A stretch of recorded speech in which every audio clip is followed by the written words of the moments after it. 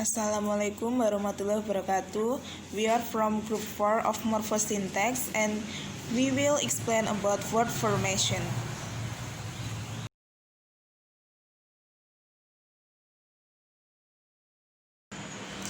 Assalamualaikum warahmatullahi wabarakatuh. I am Indah Nurfitasari and today I will explain about borrowing and loan translation. First, I will explain about borrowing. Borrowing is a word, a phrase, or an idea that somebody has taken from another language. For example, croissant from French, but in English it is still croissant. And another example is sofa. And then another example is tattoo from Tahitian and piano from Italy. And borrowing in another language is from Japanese language.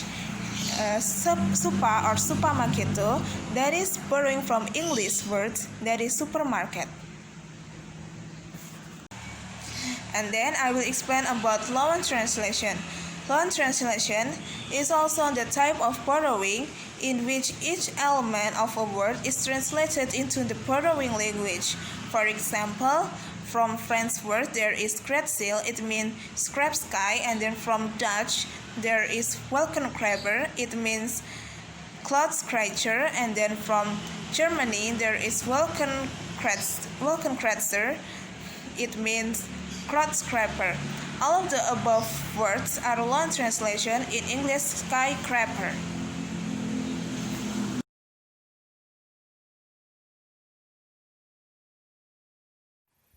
Assalamualaikum warahmatullahi wabarakatuh. My name is Ana Fitriani. I will explain about etymology. Etymology is the investigation of word histories. Every word in every language has a unique origin and history. Words can be born in many ways, and often their histories are quite adventurous and informative. Etymology investigates and documents the lives, mainly the origin of words. The example is word English. The root of English is the Engel, which came from the ancient Germanic tribe, the Engels, who spoke a language that later became English. The E is just a suffix that means language of in this case.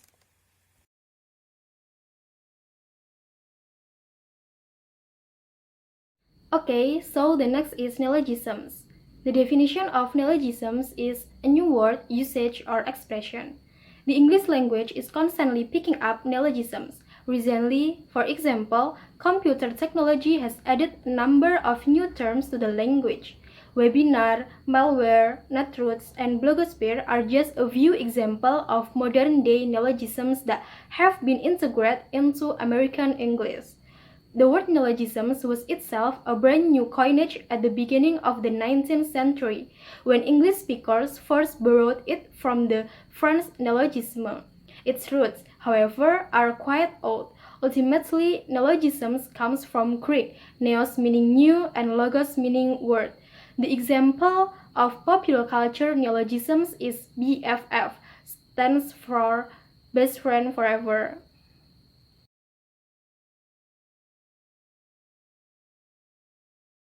My name is Vira Farule Aulia, and then the next is compounding. Compounding is the process of combining of two different words into one word. Compounding divided into two types. The first type is endocentric compound, and then the second type is exocentric compound. The first type is endocentric compound. Endocentric compound is the two different words are combined into one word. Then this new word will have the same meaning as before.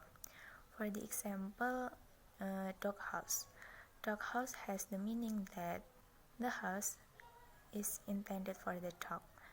And then the second type is exocentric compound.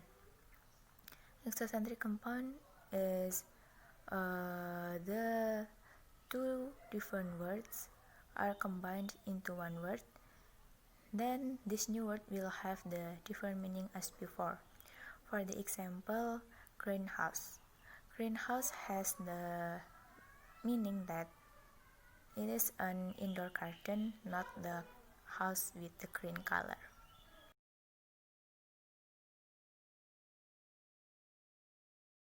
Hello, my name is Endara Lifaul Surangulan. I would like to explain about blending.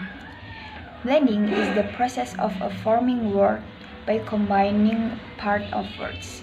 In blending, you sound out a sound or phonemes and combine it with another sound or phonemes. Blending is one of the many ways words are made in English. It refers to joining the beginning of one word and at the end of another to make a new word with a new meaning.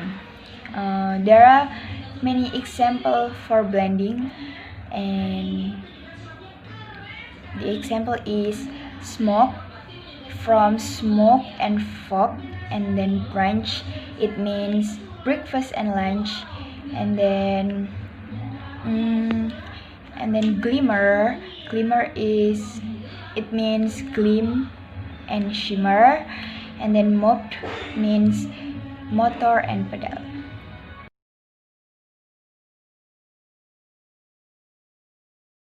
Here, I want to tell you about clipping. In linguistics, clipping is the word formation process that consists in the reduction of the word to a new form or shorter form. Clipping is usually also known as traction or shortening. This is done by eliminating or clipping some part of the original word without changing the meaning. And there are 4 types of clipping. The first type is back or final clipping. This type is keeping the beginning of the word and eliminate the final part. Example: examination becomes exam, and mathematics becomes math. The second type is for clipping. This type is keeping the final part of the word and eliminate the beginning part. Example: telephone becomes phone and internet becomes net. The third type is middle clipping. This type is keeping the middle part of the word. Example: influenza becomes flu and detective becomes tech. And the last type is complex clipping. This type is usually used in compound word, and one part of the original compound most often remains intact. Example: optical art becomes op art. Sometimes both halves of a compound are clipped, like situation comedy becomes sitcom.